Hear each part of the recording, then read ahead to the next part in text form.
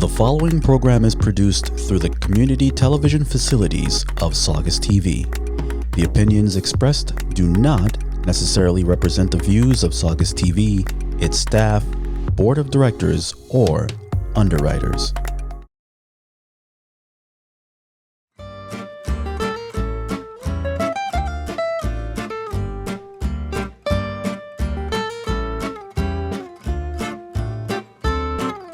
Hello, my friend.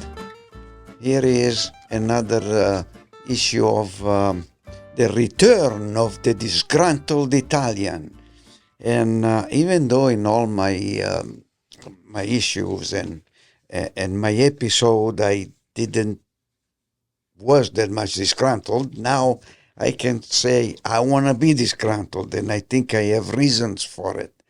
And number one reasons is where I just got to know is that Mr. Trump, with no fanfare of anything, he just took away nearly $1 billion from the Sentinel project, which is a project that was built and started in the 60s, and it involved all the ICBM missiles with the nuclear warhead, and mainly they are silos. They need some tender loving care, and there was the money for that. So now they need help. They need to be maintained, something that Russia never did, to the systematic corruption and endemic corruption that they have.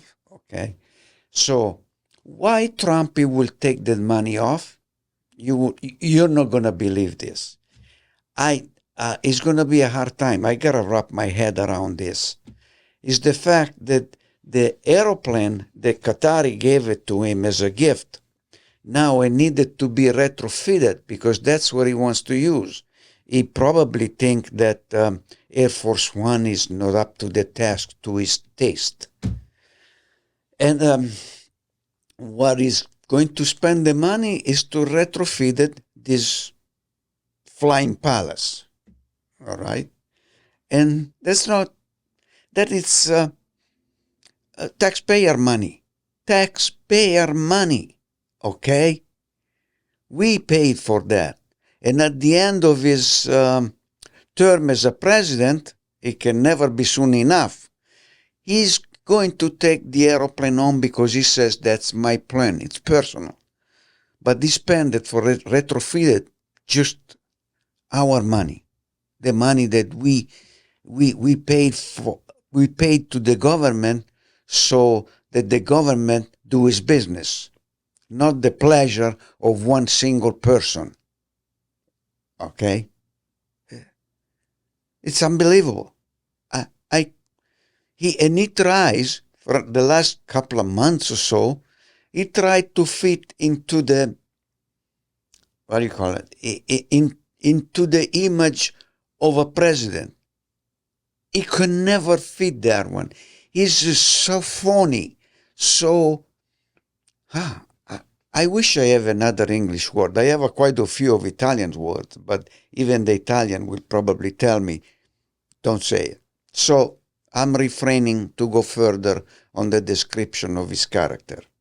And now he's in Scotland, God knows why, but that cost $10 million that we are paying, okay? He goes over there, and what he finds people that protesting him, they don't want him over there, and he's over there. So, this guy is out of any parameter. To me, the sooner he leaves the White House, where he's squatting, the better it is. Not only him, but this entire administration, because as you probably saw, in this issue, I didn't start with the front page of the Boston Globe, because there is quite a bit here on page 11 of the section A. There are a couple of good very good article wrote by Mr. Peter Baker, and the other one about egg set at odds with the generals over the night promotion. Now you can imagine a captain, a merely captain, that this is trying to show the generals that he knows better. I can't believe this. And this article is wrote by Mr. Greg Jaffe, Eric Schmidt, and Helen Cooper. And they are good too, from the New York Times. And both articles come from the New York Times. And I have to say, that is an eye-opener, even if I had the feeling that that was the atmosphere in Washington. Because these people over there, to me, they are not put there because their ability. Therefore, they are squatting over there. And when they leave, it's going to be a very tough job to disinfect the entire thing and clean it up. So here he goes, says, the title says, Competing Conspiracy Theory Consumes Trump's Washington. I had that feeling, but this is a confirm of that feeling that, always fuel uncertainty, maybe not true or whatever. Now it's proving that, yes, my feeling was right. Okay, and the article starts with, okay, so President Trump's name is in the Jeffrey Epstein file. But who put it there? That's a very good question. But the hypothetical answer is, could it possibly have been Barack Obama from his prison cell? Or a tranquilized Hillary Clinton? Oh, wait, maybe it was etched onto the document by Joe Biden's magical autopen.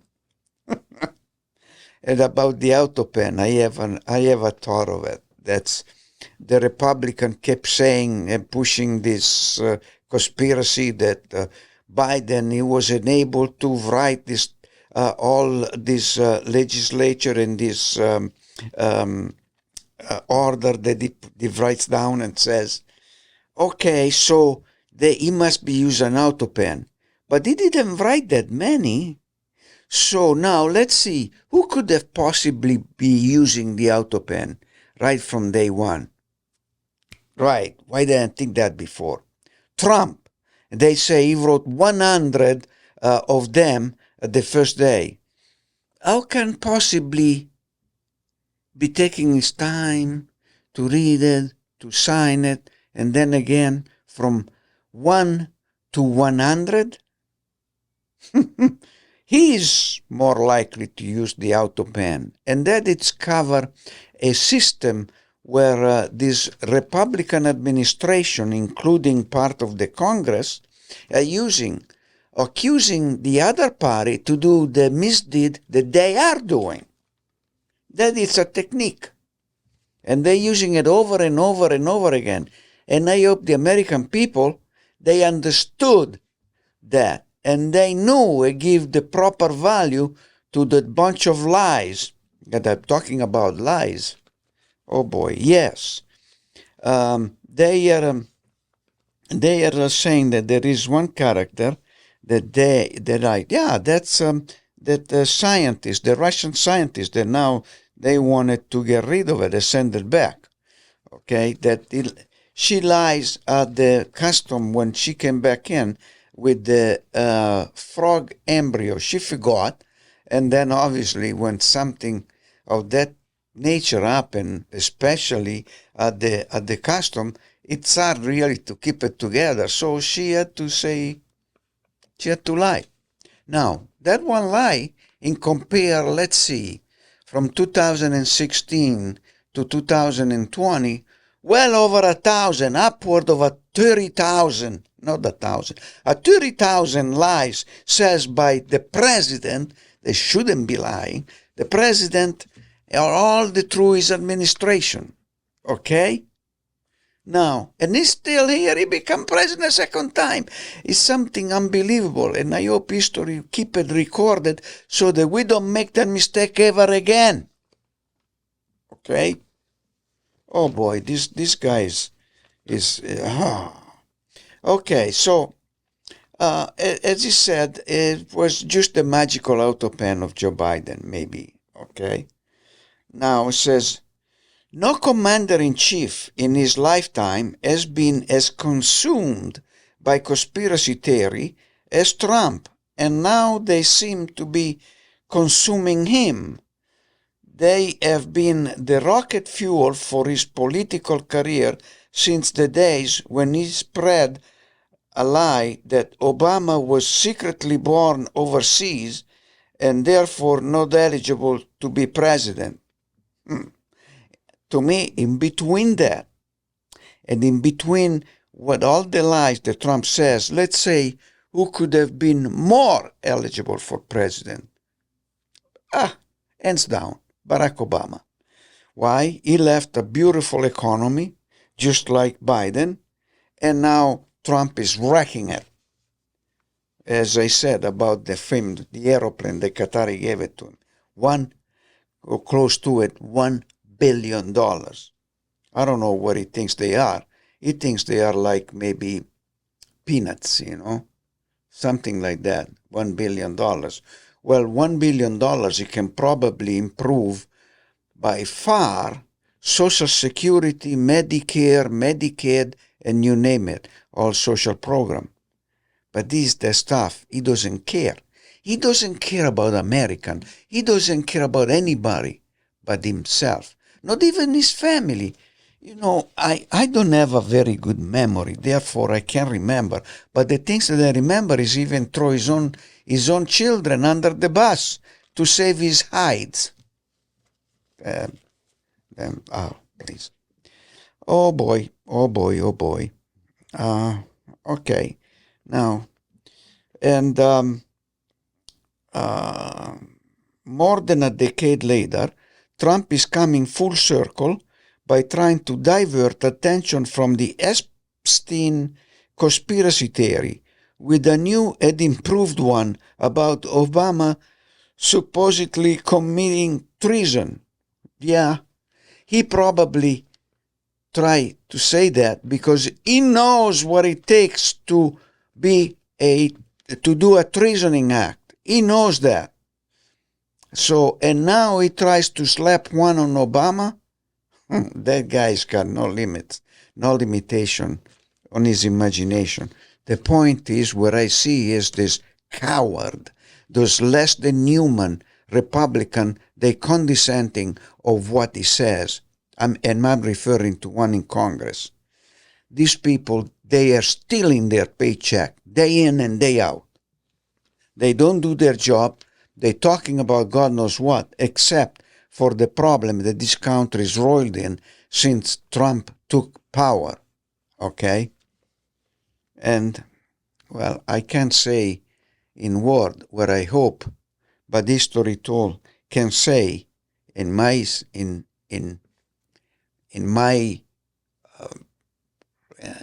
place where I would like to him to happen. But that's a different story. Okay. And then we go again to say the Epstein matter, these scandals, which his name is in the file, and he's tried desperately not to distract the American people from those files. If he has nothing to worry about, he didn't have to go to the extent of creating all this stuff just because he's afraid. So, if he's afraid of these things that supposedly he's got nothing to do with it, that God knows how his name was in the file, okay? If he's afraid of that, I wonder when he was talking to Putin how much fearful he was. And therefore, the results, we've seen it in the relationship with Russia and United States. Friend, no friend. I think the fact that they want to show they are no longer friend is just an act. That's not true. That's not true because Trump is say something and does something different. As I always said, be worried about what he doesn't say, because what he says he can always strike back. I'm not saying. So that's Trump, and that it's the system with the godfather from organized crime, and I don't like to say mafia because mafia is not the only organized crime. Just in Italy there are a few more. They're just as brutal and bad as the mafia, but we go also around the world, China, Japan, Russia, they all have their organized crime. Okay, so, and the allegation, okay, I'm sorry, I lost my line over here. As a matter of fact, it says the Epstein matter so spooked Speaker Mike Johnson that he abruptly recessed the House for the summer rather than confront it. Yeah, because they're not supposed to go. Now it's too soon to go to break, even if they call it summer break. So, whatever. That's what they do. Mike Johnson is another spineless worm. He's a worm. That's what he is. A worm with a degree of in the law. Say, don't crawl their way, crawl the other. I love this. Okay, well, that's how they are. So, this says over here for political. Now, is what he says about Obama, that now he is trying to stick on Obama the fact that he's a treasonous person. Trump, remember January 6th at the elliptical area when you says to the people, go to the Congress, I'm paraphrasing here, go to the Congress or you're not going to have a country anymore. What a full of shit you were. That is incitation, okay? And you know it as a guy with experience in communication, especially with that Apprentice show, went on what? I'm assuming, I think it was about 10 years, give or take. You had plenty time to learn how to incite people and the rules of a speaker in order to have his word paid attention to it. So, I don't know. As one of our presidents says, you can fool one time all the people all the time. You can fool. I'm sorry, this. I am so upset that I know this one by heart, but right now I can't say it. Oh. Boy, but that's okay. I get mad too, Okay, but anyway, guys, what I meant, right? So Obama, for that matter, and he has to come up out of what they say over here, a political hibernation, to tell Trump to stay on his place, to mean his own stuff.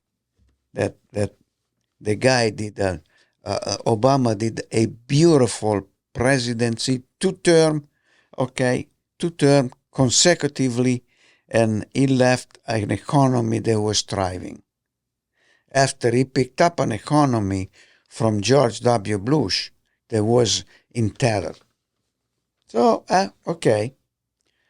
Now when he goes to Scotland, okay. He says from he says again, I lost the line, but also, I'm getting older and my eyesight sometimes it tricks me.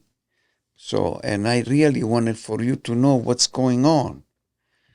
So, he says into a speech, he says to the Scottish people, I love those guys, especially that movie over there with the Lionheart. Oh, man. Says, he quote, you are making a very big thing over something that's not a big thing. He complained to reporters, suggesting in his latest bid at conspiracy deflection that instead of him, the media should be looking at Epstein's other bold-faced friends like former President Bill Clinton. Don't talk about Trump, he said. Yeah, he doesn't want us to talk about Trump because he's got a lot of shady deal going on. They are underground or underwater. They go underground so people don't know. And by talking about him, that stuff it might come to surface. So let's talk about all the other guys. That they are all much better than I am. That's what he in his mind is.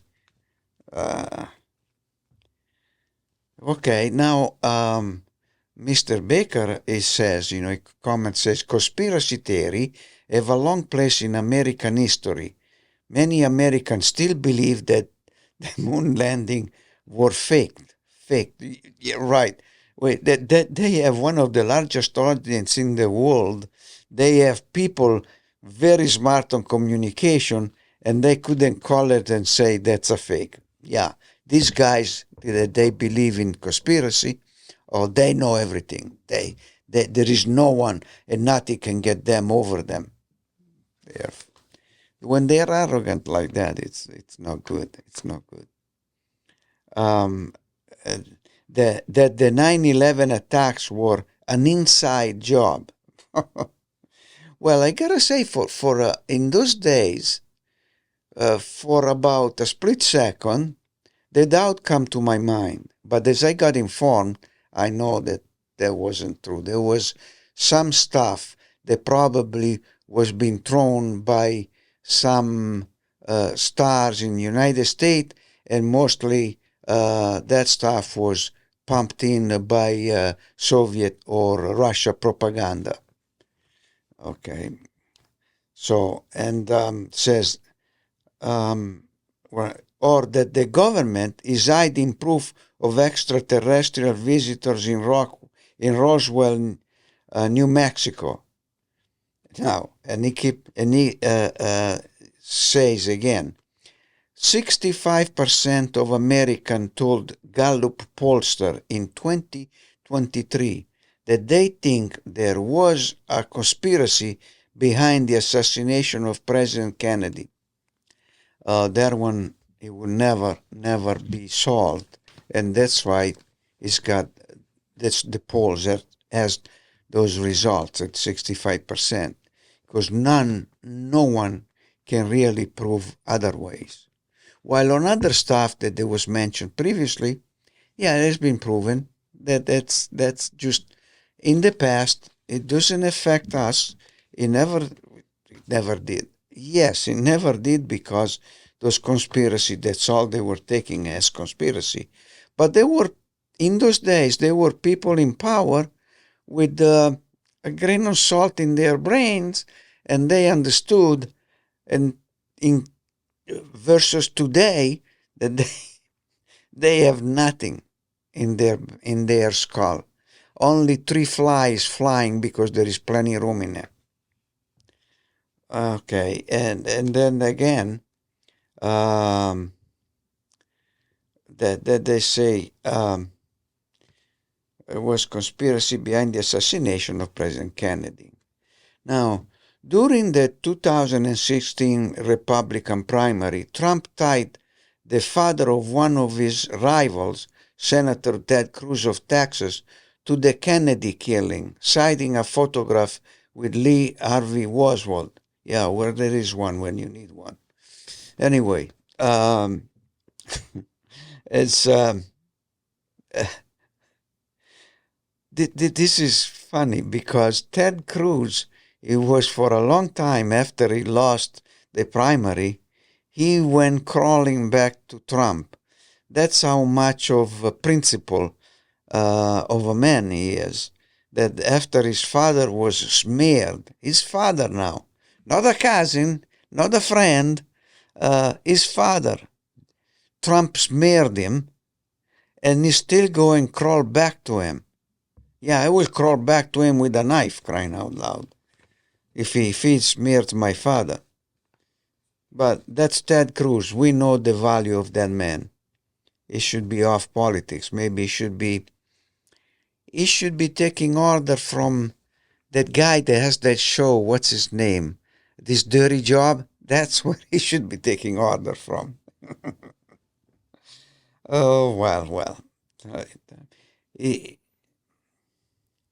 And then says during Trump hush money trial in New York last year, his one-time compatriot David Pecker of the National Enquirer acknowledged under oath that the whole thing was made up to damage Cruz and elect Trump.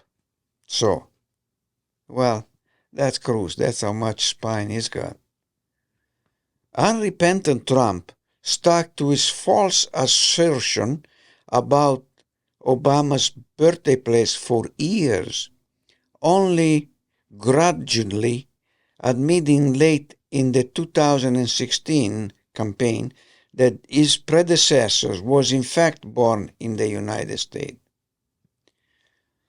What can he do? Then he goes from that one. Now I'm gonna just skip a few steps over here, and he suggested the nation gold reserve at Fort Knox might be missing. Now, he's a president. I understand he will have a doubt if he's a regular citizen because he's not allowed to go in. But he's a president. That shows he's a president with no brain because he could just say, I want to go to see what's going on over there. But he didn't. He prefer cut the budget. Cut the budget. Have Elon Musk with Doge cutting indiscriminately everywhere for his own political purpose. I mean, when I say his own political purpose, I'm referring to Donald Trump because Elon Musk, he wants to build a third party. As an Italian, as I say in my previous episode, as an Italian, yes, I welcome another party. We need another, not just one party, 2, 3, 4 more parties, and be in Congress with their own seat, their own representative, and acting like a party, a real party, not like the other one that, as I say in them again previously, they feel like they're on the moon because we don't know who they are, what their ideals are, the person of it. They're not in the stream of the media. So, what good are they? They're not good. They don't force the two-party, currently the system, the political system. They're not forcing them to change what they do or what they say or their trajectory. They don't have the power because they are not there. They are not in Washington. They could be on K Street, but that's K Street. To me, they should shut down all those offices with those lobbyists and all that, because even if somebody somewhere sometime said, oh, the lobbyists are good for the nation because they make the politician aware of things that they miss. That's why they have assistants. They don't need people with money on their hands. As our founding father says, money shouldn't be in politics. And that's why today we have politics, generational representative. They go from one generation to another. Well, that's okay. And says whether it was actually from being president. Okay, and now he can go over there, he can check it out, but somebody come in and decide to fill the void where Trump conveniently left it. It fell to Scott Bessent, the decidedly non-conspiratorial Treasury Secretary, to burst the bubble and reassure Americans that, no, the nation's reserve had not been stolen. All the gold is present and accounted for, he told an interviewer. So that's another. Trump could use anything. It doesn't matter the consequences to him, because as long as it doesn't hurt him, he's gonna do it because he thinks he's gonna save himself. You are out of your league, Trump. Okay, you don't know, and that's also show all the degree you get from the Barton, whatever it's called, school. It's worth more or less that paper that you use in the small room when you go once a day. Okay. Then we got over here that the past week or so has seen a fusillade. And Mr. Bakery knows his English very well. Unfortunately, I'm not. I would love to, but I can't.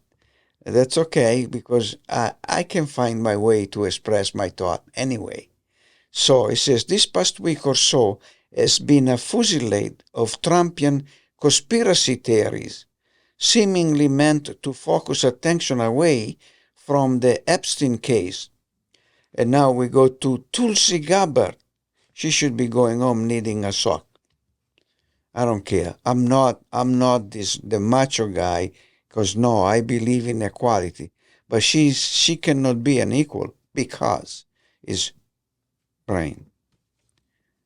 Tulsi Gabbard, the president's political appointed intelligence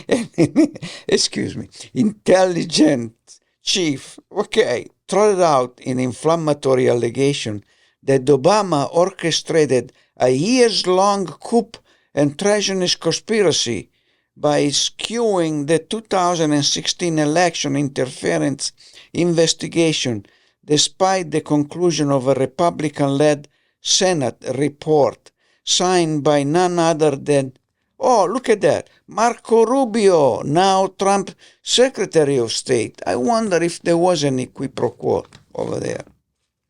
Huh? It probably was. Now Trump's Secretary of State. She also claimed that Hillary Clinton was on a daily regimen of heavy tranquilizer during the 2016 campaign. Yeah, sure, right. Proof, not word, proof. Where are they?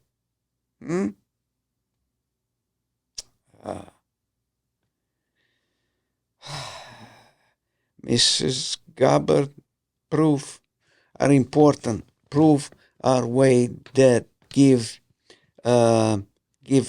substance to the word. You don't have a proof, you got word with no substance.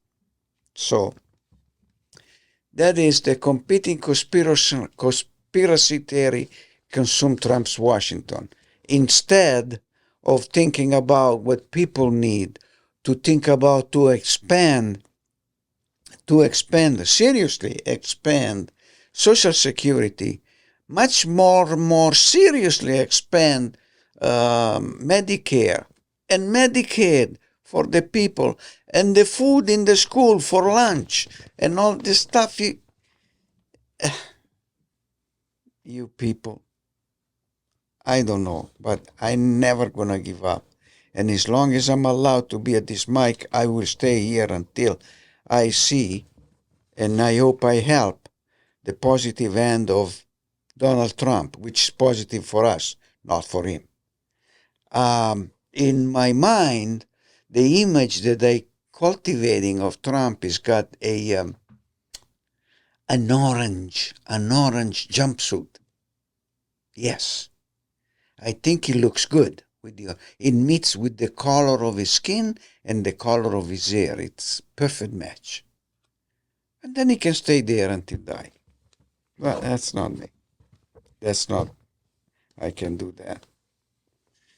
All right, so we have more to go, I think, a little bit more, talking about the other article that I mentioned, the egg set at odds. Now, Exet is a captain, okay, and is an offense to all the captains, because being a captain like Exet, it's like being a private, I guess, because he doesn't know squat. Did he really use his weapon against an enemy, or he just used it at the firing range? I don't know. Good question. Good question. Okay. Well, let me just get a couple then at the beginning, the introduction. In the spring, Defense Secretary Pete Hegseth decided not to promote a senior Army officer who had led troops over 5 tours in Afghanistan and Iraq because Hegseth suspected. Now, suspected, think about that. It doesn't make any suspect about Trump lying his face out, but this what is this, Lieutenant General? Okay. An Army senior officer. Okay, that's a suspicion. Why don't you just grab a couple of guys and investigate instead to say, no, that's not promoted. And that is unbecoming for a captain. Never mind for even a sergeant. As he says over here, that Mr. Jeff Schmidt and Ms. Cooper, they say on their article over here.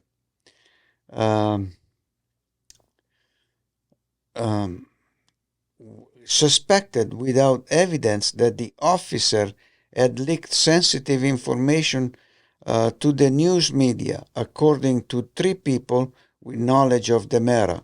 Maybe these 3 people should be reminded what happened to Mar-a-Lago when all those boxes of high classified document, they were there taking it. We know that it was a malfeasance of taking it because it was ready to sell them to the better bidder in order to make money. And as I said before, don't care what happened to the United States. When Lieutenant General Douglas A. Sims II was clear of the allegation, Hegseth briefly agreed to promote him, only to change course again early this month, the official said.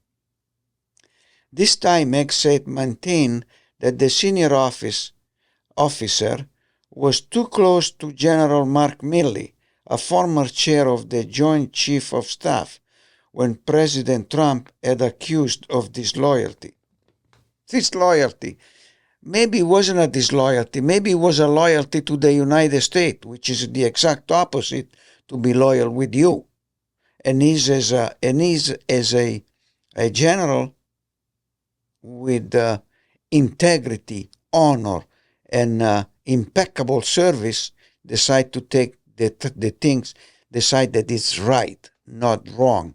With you, it's always wrong. When you touch something, that something dies, okay? Because you're working too much like a godfather. That's all you know anyway. You have no idea of compassion and stuff like that. Okay, the Hegseth sudden reversal prompted a rare intervention from General Dan Kane, the current chief of the Joint Chiefs. He urged Hegseth to reconsider, said the official, who spoke on the condition of anonymity to discuss internal deliberation. Hegseth met with Sims one final time but refused to budge. Sims is expected to retire in the coming months after 34 years in the military, officials said. Through a spokesperson, Sims and Kane declined to comment. A Pentagon spokesperson also declined to comment. So that says how grave is the situation and how Hegseth is way off and way under the situation, his ability of handling it. He is a captain. A captain, nothing wrong with a captain, but the person that wears those stripes count. His character count. And he is an offense to all other captains, as I said previously. Okay, so this is just roughly what happened in the Pentagon, and let's hope Exet keeps his hands off of that one, because he thinks whatever he thinks is wrong. Okay, so and now for this time, I should conclude my podcast because today, as I am very busy, I got other stuff to do. I would like to stay with you guys much longer, but I can't. And I hope you like what I said. Someday I think I'm going to insert some jokes, because this is heavy stuff. It needs to be lightened up a little. And meanwhile, we can... Excuse me. Oh, thank you, John. This time, I'm going to say to all of you, thank you for spending some time with me, these old guys over here. And excuse me again. And until next time, let's hope again it will be next week on Tuesday. I will wish you a happy week. Don't worry. Let's hope that this country doesn't fall apart, because this country is very important for the entire world. And we know how important that is. And as long as our ally are going to be understanding and give us some room to work these kinks out, so that we return or improved even further as a country, and we can do better work with the rest of the nation. Make sure the starvation it's becoming a memory. Let's hope that family, it will be a thriving institution, and the pollution of this planet will stop. And maybe someday we can achieve that one. I don't know if we're going to be here, but let's hope to work their way. After this one, this is the Disgruntled Italian on the return episode of the Disgruntled Italian. My name is Ercole, and I wish you all a very good week. Until then, behave. Bye.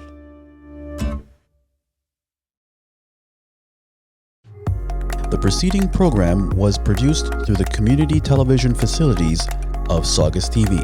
The opinions expressed do not necessarily represent the views of Saugus TV, its staff, board of directors, or underwriters.